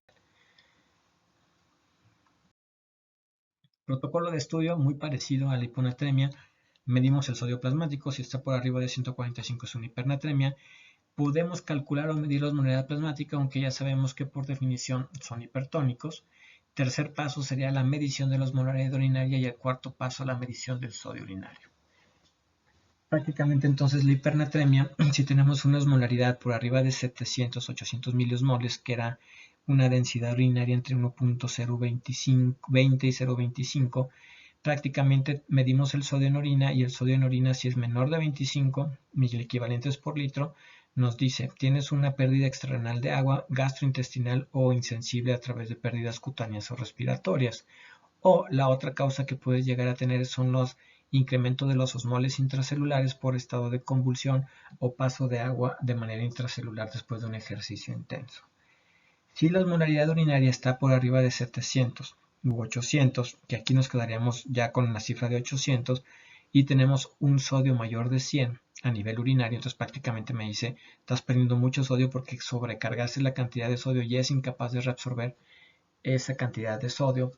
Prácticamente es por el utilizar soluciones con bicarbonato de sodio, soluciones hipertónicas por gran cantidad de cloruro de sodio, o en este caso el uso de mineralocorticoides, que prácticamente los mineralocorticoides lo que harían sería prácticamente realizar la absorción de sodio. Entonces aquí está un poquitito mal. Mineralocorticoides lo que harían sería al revés, sería la pérdida de la aldosterona, prácticamente induciría una pérdida de sodio. Entonces no le hagan caso a los mineralocorticoides, nos quedamos solamente con la sobrecarga de sodio. Fíjense bien, si la osmolaridad urinaria es menor de 800, prácticamente se debe a pérdidas renales de agua, es incapacidad de generar una orina osmótica. Y si mi osmolaridad en orina es menor de 300, pues ya les había dicho, no hay actividad de la hormona antidiurética, tenemos una diabetes insípida completa. Y si está entre 300 y 600 o 300-800 en algunos libros, prácticamente tenemos una diabetes insípida parcial, una diuresis osmótica o el uso de diuréticos de asa. Entonces es un cuadrito sencillo que viene en su libro del Pocket Medicine, en la versión en español, y prácticamente este es de una manera rápida del abordaje dependiendo de la osmolaridad urinaria, eh, pero no aborda las causas completas de hipernatremia. En este otro cuadro de etiológico, prácticamente tenemos desde el principio, tenemos un sodio arriba de 145, primer paso. Segundo paso, medimos la osmolaridad. No es necesario porque ya sabemos que va a estar hipertónica en la mayor parte de los casos, pero sí hay que medir el volumen extracelular, que ese es uno de los pasos que se me pasó a mí. ¿Por qué? Porque realmente hay libros que no lo toman en cuenta, pero este libro me gustó porque sí lo toma en cuenta y es el que me divide en hipernatremia hipervolémica, euvolémica e hipovolémica. Si yo mido el volumen extracelular, igualmente utilizo mis variables clínicas, mi semiología, y utilizo algunos marcadores laboratoriales del estado de volumen. Si mi volumen está aumentado, tengo hipernatremia. Pues ¿de dónde viene? Del exceso de sodio sobre agua, y prácticamente el uso de soluciones hipertónicas, nutrición parenteral y síndromes de casi ahogamiento con agua salada. Es mucho más entendible y más sencillo de esa manera. El tratamiento es agua bioral, agua libre, sin sodio, para tratar de diluir ese sodio de la hipernatremia, y utilizar las soluciones hipotónicas o salinas hipotónicas al 0.45%. Estas soluciones salinas hipotónicas, que realmente no existen como tales, las creamos nosotros. Prácticamente las creamos haciendo la dilución, o diciéndole a nuestros compañeros de enfermería que junten 500 mililitros de solución salina al 0.9%, perdón, con 500 mililitros de agua inyectable.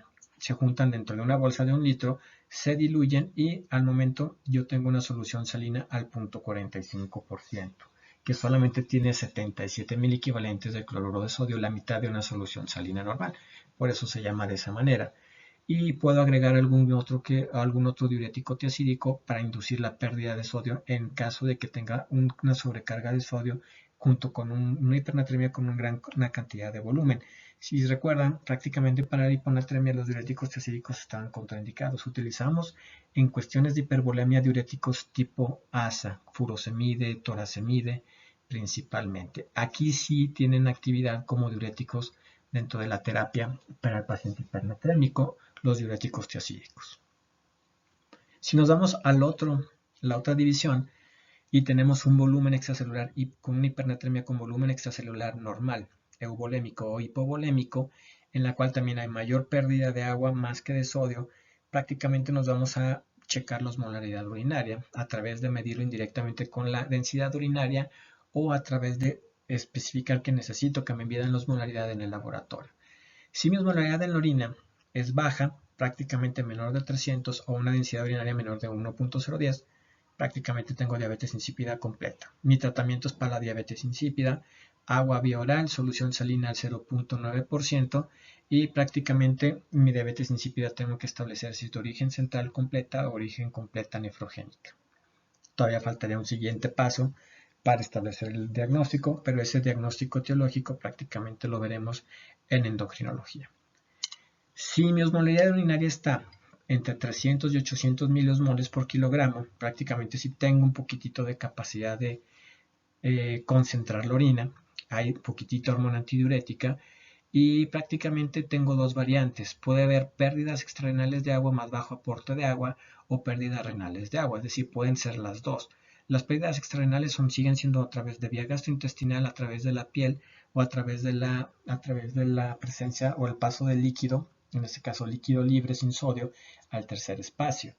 Para las pérdidas renales con hipoaporte de agua, prácticamente diuréticos osmóticos, manitol, la fase poliúrica de una falla renal aguda o la diabetes insípida parcial. Entonces, diabetes insípida parcial es entre aquellos que sí tienen poquitita hormona antidiurética que actúa. Todavía puedo secretar un cachito a nivel de la hipófisis, a nivel del hipotálamo, o el riñón todavía puede responder a esa cantidad o a esa poca cantidad de hormona antidiurética o puede responder de manera parcial.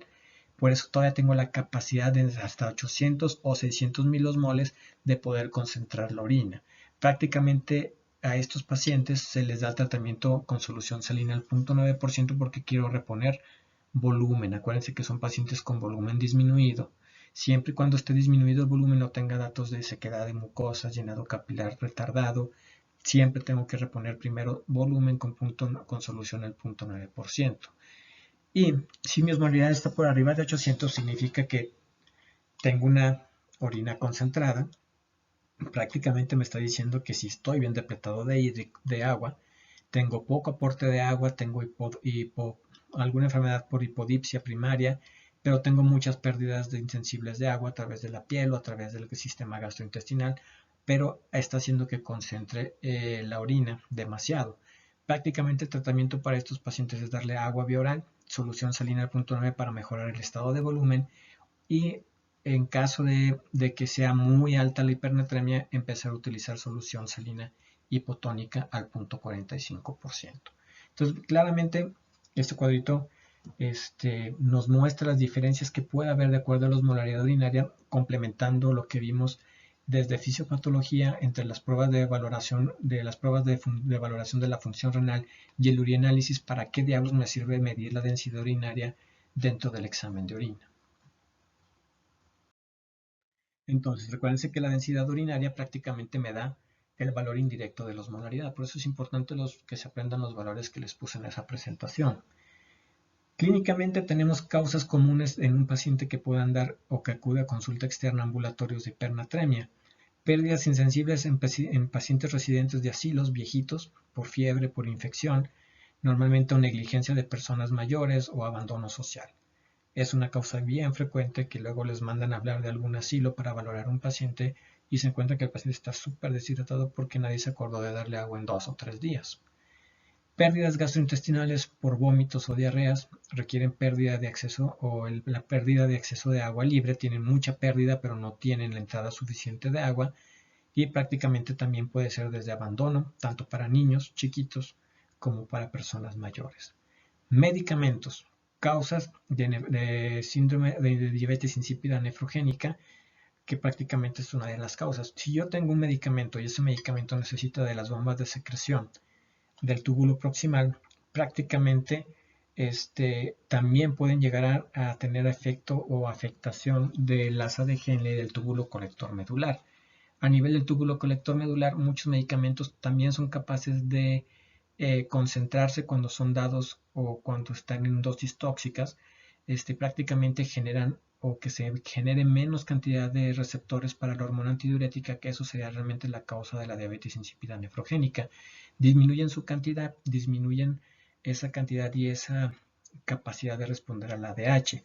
Muchos medicamentos, entre esos medicamentos está el litio para el trastorno bipolar, el sidofovir como terapia antirretroviral, Foscarnet como antivírico, utilizable para aquellos pacientes con infecciones por herpes resistentes a ciclovir. Prácticamente lo que hace es descontinuar el fármaco y se espera que la resolución entre en un lapso de 3 a 4 semanas para ver qué tanto poder recuperar el funcionamiento de volver a acoplar receptores de hormona antidiurética a nivel del túbulo colector medular para que puedan responder de manera correcta. El litio, que es un medicamento ampliamente utilizado en psiquiatría, prácticamente el 40% de los pacientes que utilizan este medicamento a largo plazo van a tener una diabetes insípida nefrogénica. Y eso es un cohete y es bastante difícil de manejar y muchas veces no se puede retirar el litio, sino ese paciente va a empezar a tener trastornos del sodio y van a tener trastornos en lo que es el volumen urinario de manera permanente. Y la hipercalcemia y la hipocalemia, bajo potasio y mucho calcio, son de las causas metabólicas más frecuentes que generan diabetes insípida nefrogénica. Prácticamente, ya lo veremos en hipocalemia, causan un trastorno o una nefropatía hipocalémica en la cual también la baja cantidad de potasio y el exceso de calcio afectan directamente la sobreexpresión o expresión de lo que son los receptores de hormona antidiurética y generan poca actividad. Generan también alteraciones en el sistema multiplicador contracorriente y prácticamente hay mucha pérdida de agua que genera la hipernatremia, mucha poliuria. ¿Ok? Cuadro clínico. El paciente hipernatrémico, el cuadro clínico deriva o los síntomas de la salida de agua de las neuronas provocadas por el aumento de la osmolaridad plasmática por la concentración de sodio. Prácticamente genera deshidratación neuronal, manifestada por datos de procesos irritativos, letargia, debilidad, temblor, convulsiones y coma. La disminución del volumen cerebral puede causar, cuando es muy importante, la afectación tanto del sistema de neuronas como la afectación de los astrocitos. Y prácticamente tenemos ruptura de vasos sanguíneos, alteración de la barrera hematoencefálica y aparecen o pueden aparecer como complicaciones finales hemorragias subaracnoideas o hemorragias intraparenquimatosas. Igual aquí se echa a andar un mecanismo de protección que necesita de 48 horas para evitar esta deshidratación manteniendo o reteniendo osmoles activos, hidrógenos, aminoácidos, fosfatos a nivel dentro de las neuronas o de los astrocitos para poder evitar la pérdida de agua masiva que va a generar la hipernatremia a nivel extracelular. Si la hipernatremia ocurre en un lapso menor de 48 horas, no va a poder realizarse este mecanismo de retención de sustancias osmóticas y es cuando genera una hipernatremia severa con alto riesgo de mortalidad. Síntomas de hipernatremia aguda, menor de 48 horas de aparición, náuseas, anorexia, vómitos, prácticamente contracturas musculares, irritabilidad, letargia y convulsiones y coma. Entonces, contracturas musculares, convulsiones y coma, náuseas, vómitos serían las características de una hipernatremia aguda. Casi siempre esos pacientes llegan convulsionando, requieren intubación o ventilación mecánica para frenar las convulsiones y casi siempre quedan en coma y se complican posteriormente o vienen ya complicados con una hemorragia cerebral. La hipernatremia crónica, en el cual sí pudo realizar el mecanismo de retención de osmoles prácticamente después de 48 horas, eso se manifiesta por unas situaciones interesantes, con afectación a nivel motor, espasticidad, hiperreflexia, al contrario de la hiponatremia que eran hiporreflécticos, estos están hiperreflécticos, espásticos, alteraciones de la corteza motora, alteraciones de espasticidad por las alteraciones del sistema extrapiramidal, temblor también por afectaciones del sistema extrapiramidal, la corea y la ataxia por sistema cerebeloso y corea por el sistema de las cosas esas que tenemos por debajo del sistema motor que se llaman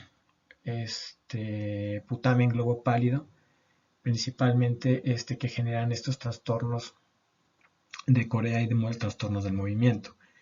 La hipernatremia grave, prácticamente arriba de 160 milimoles, que es la que tiene 38-40% de mortalidad, prácticamente tienen un cuadro de focalidad neurológica secundaria a hemorragia subaracnoidea o hemorragia intraparenquimatosa.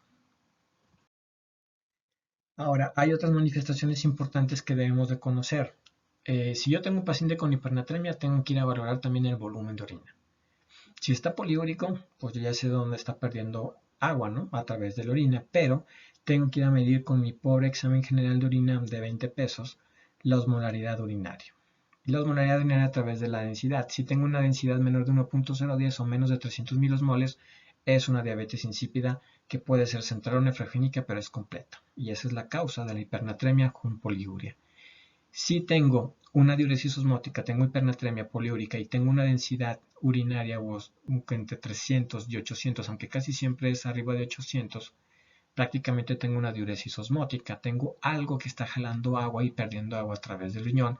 Prácticamente es la hiperglucemia, una dieta hiperproteica con gran contenido de proteínas o la aplicación de un diurético osmótico como el mannitol. Del contrario, si tengo una hipernatremia y tengo oliguria, volúmenes por debajo de 400 o volúmenes bajos de orinas y tengo orinas concentradas con valores arriba de 800, prácticamente tengo pérdidas extrarrenales importantes con poco aporte de agua para tratar de resolverla. Prácticamente pérdidas extrarrenales por, ya habíamos dicho, gastrointestinal, por la piel o a nivel respiratorio como pérdidas insensibles. Entonces, el volumen urinario es sumamente importante que me lo valoren en cualquier paciente que se presente con hipernatremia, porque así les va a dar también la pauta para sospechar algún diagnóstico clínico. En este caso, tenemos este cuadrito del estudio de la poliuria. Si tenemos arriba de 800 o de 1000 osmoles por día, en la capacidad de la osmolaridad urinaria prácticamente es una diuresis osmótica. Habíamos visto que si hay mucha diuresis osmótica es una sustancia osmóticamente muy activa que pasa a la orina, en este caso la glucosa, la presencia de mannitol, mucha pérdida de urea formada por una dieta hiperproteica en la cual acuérdense que una parte se va a transformar de las proteínas en urea y si empiezo a excretar mayor cantidad de urea a nivel de la orina, sí tiene una fuerza osmótica a ese nivel propiamente. La otra situación es la presencia de cloruro de sodio en gran cantidad intravenosa o concentrados o bicarbonato de sodio que está demasiada cantidad a nivel sanguíneo y va a ser excretada de manera protectora a través del riñón. Y la presencia de propilenglicol como sustancia empleada para irrigaciones vesicales en algunos procedimientos urológicos. Prácticamente si tengo una poliuria, que son más de 3 litros de orina en el día, o más de 3 mililitros por kilogramo de peso por día, que esa es la definición correcta, y tengo una osmolaridad menor de 800 o entre 300 y 600 miliosmoles, prácticamente mi diuresis es acuosa. La diuresis acuosa tengo que ir a medir el sodio sérico y tengo que hacer una prueba de supresión de agua para establecer el diagnóstico diferencial entre polidipsia primaria y diabetes insípida. Prácticamente la prueba de supresión o privación de agua, la prueba de deshidratación de Miller, les digo, prácticamente la vamos a ver en endocrinología. Ahorita lo que más me interesa es que ustedes aprendan que si tengo menos de 300 milosmoles de osmolaridad en la orina, es una diabetes insípida completa, que me falta determinar si es central o nefrogénica. Pero si tengo una osmolaridad entre 300 y 600, o como dice aquí, menor de 800, tengo una diabetes insípida incompleta o parcial, que también puede ser central o nefrogénica. La nefrogénica es en la cual sí tengo suficiente nivel de hormona antidiurética, pero no responden porque tengo niveles disminuidos de receptores. Y la polidipsia primaria es la única que me puede dar las variaciones importantes en la osmolaridad urinaria, más que nada acuérdense, por la gran cantidad de agua que están consumiendo los pacientes.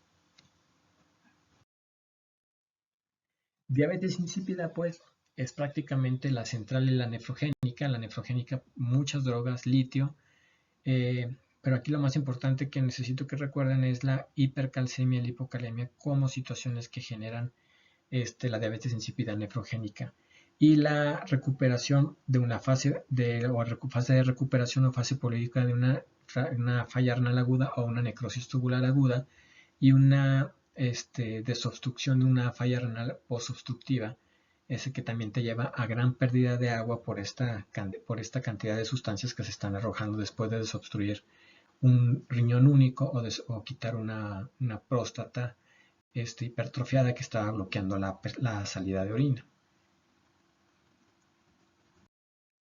Tratamiento. El tratamiento básicamente es restaurar el acceso al aporte de agua libre, en este caso vía oral. Casi siempre hay que iniciar vía oral. Si se fijaron en la mayor parte de los cuadritos, era reiniciar vía oral para el aporte de agua. Ese aporte de agua casi siempre se los dejamos en 1 litro por día. Hay que reponer el déficit de agua, hay que calcular el déficit de agua, entonces ese sería el primer paso. Reponer cuando menos 1 litro de ese déficit a través de vía oral si es posible o a través de sonda nasogástrica. Y disminución del sodio plasmático no debe de exceder del 0.5 mil equivalentes por litro por hora para evitar la complicación de la hipernatremia, que sería el edema cerebral, que sería lo contrario de la hiponatremia. Prácticamente entonces la complicación del tratamiento de la hipernatremia sería edema cerebral. Yo bajo la cantidad de sodio sérico o plasmático o del sodio a nivel del espacio extracelular de manera rápida con agua, y prácticamente ¿qué pasaría con las neuronas? Las neuronas van a tener, acuérdense que se capacitaron o se prepararon para esta situación y tienen gran cantidad de osmoles intracelulares. Si yo bajo la cantidad de sodio, prácticamente bajo la osmolaridad del líquido extracelular, y el exceso de agua del líquido extracelular va a entrar por osmolaridad hacia las neuronas generando edema neuronal o hinchazón de las neuronas. Pues esa es la complicación de la hipernatremia. Y van a tener el mismo cuadro que vimos en el caso anterior de ese cuadro generado por edema neuronal, con el riesgo de generar tanto edema que pueda llegar a haber herniación cerebral y muerte.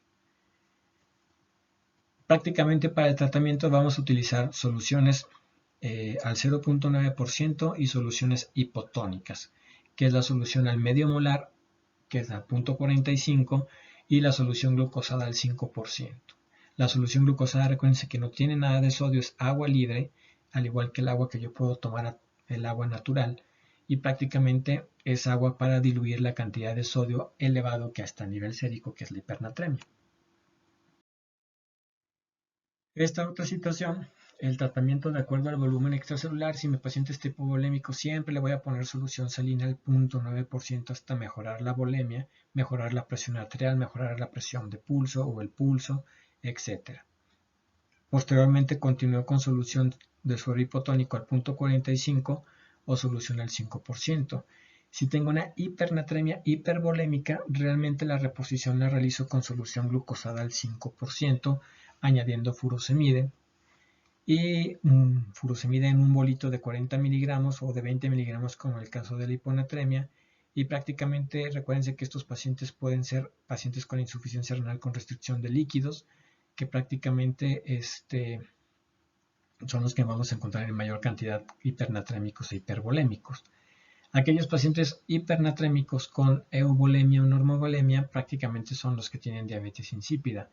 Diabetes insípida central, prácticamente necesito darles la hormona antidiurética de manera sintética a través de la desmopresina por aplicación oral, o en este caso casi siempre por aplicación vía intranasal.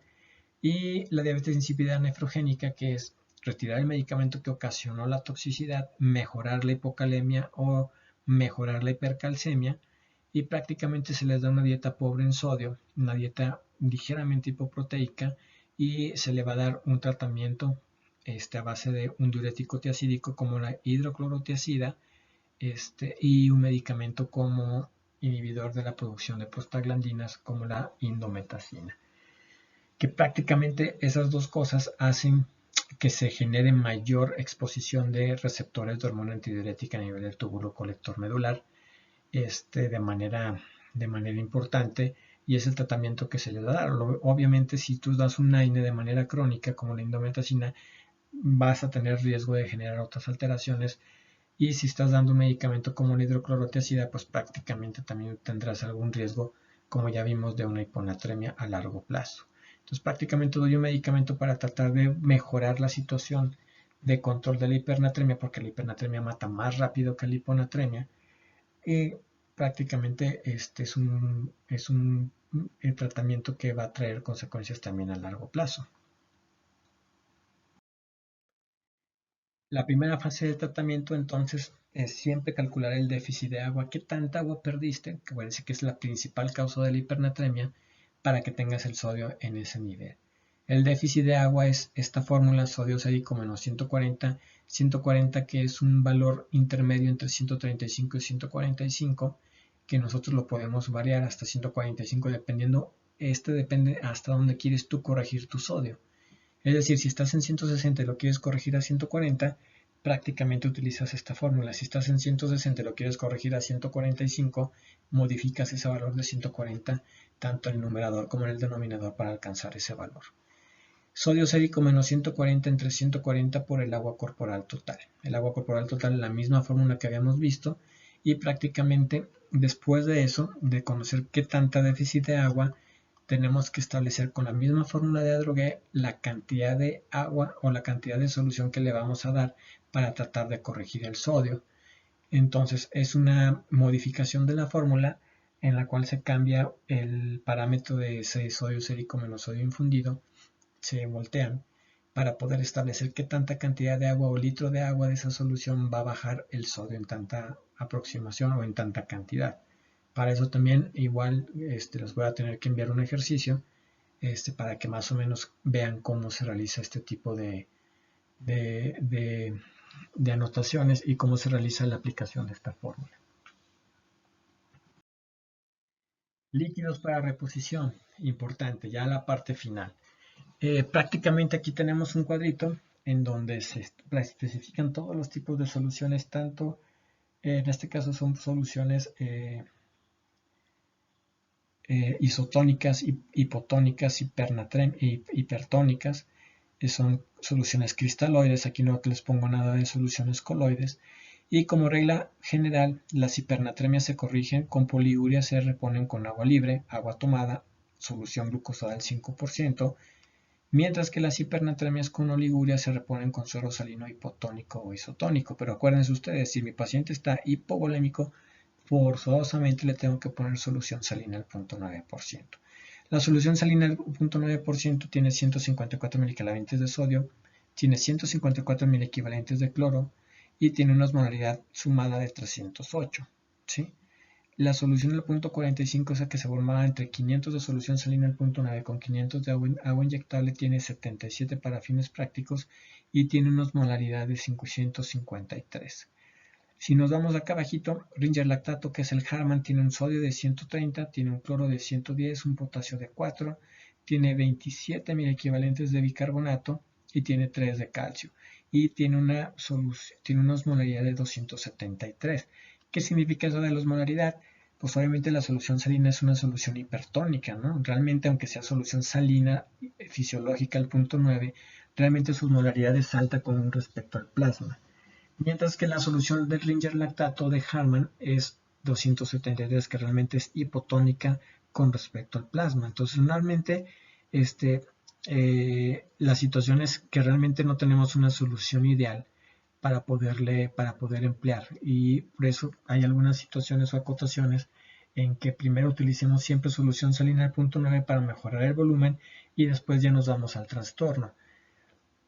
En el caso de la hipernatremia es corrijo volumen y después checo sodio para ver en cuánto está y ya utilizo una solución hipotónica para tratar de bajar ese sodio utilizando la solución al punto 45 o la solución glucosada del 5% que está allá abajo, y si se fijan no tiene nada de electrolitos, no tiene bicarbonato, solamente tiene glucosa y tiene así una osmolaridad de 278 miliosmoles por litro. Entonces prácticamente son las soluciones que más empleamos. Las soluciones glucosadas de mayor concentración prácticamente no las utilizamos de manera estándar, a excepción de algunos padecimientos endocrinológicos con hipoglucemia. Y la solución salino o glucosalina, pues es la que tendría un poquitito mejor de osmolaridad, pero realmente trae algunos otros cambios importantes a nivel metabólico y casi siempre nunca las van a utilizar. Con esto cerramos el capítulo de sodio. Es bien importante, sobre todo los ejemplos que les voy a mandar para que los chequen, ya están resueltos, para que vean ustedes el uso de las fórmulas y prácticamente Ya cuando se reinicien las prácticas clínicas es algo que tienen que estar haciendo en el momento que ven un paciente ya sea con hiponatremia o hipernatremia. La otra situación importante antes de pararle esto, porque llevamos casi 1 hora 40, prácticamente es todos los cuadritos o los diagramas de etiológicos. Cuando es una situación de urgencia no los vamos a hacer en ese momento. La situación de urgencia, si el paciente está llegando con hiponatremia, está convulsionando, tiene depresión respiratoria, prácticamente yo ubico y hago el tratamiento urgente. Trato de salvar la vida y en ese momento no me importa cuál podrá ser, probablemente sea la etiología. Por eso es cuando se utiliza la solución hipertónica. Para la hipernatremia igual, si mi paciente tiene una hipernatremia severa, está bien deshidratado, tiene focalidad neurológica o datos de una hemorragia en una parte del cerebro, trato la situación de manera urgente y en ese momento no me interesa saber aún la etiología de la hipernatremia. Primero establezco mi paciente, hago el ABC de cualquier proceso urgente y posteriormente, ya que esté estable mi paciente, que lo haya tenido que intubar, le haya tenido que poner un catéter central, es cuando ya tengo que averiguar cuál sea probablemente la etiología. Es importante. Las etiologías o los diagramas de flujo de etiología tanto de hipo y hipernatremia son algo confusos, son algo que necesitan establecer o haber medido varios electrolitos tanto séricos como electrolitos urinarios y requieren su tiempo para poder abordarlos de esa manera. Prácticamente esos cuadritos de etiología los utilizamos para la consulta o las interconsultas de pacientes ya estables, entre comillas, para poder establecer la etiología y posteriormente ya dar un tratamiento definitivo.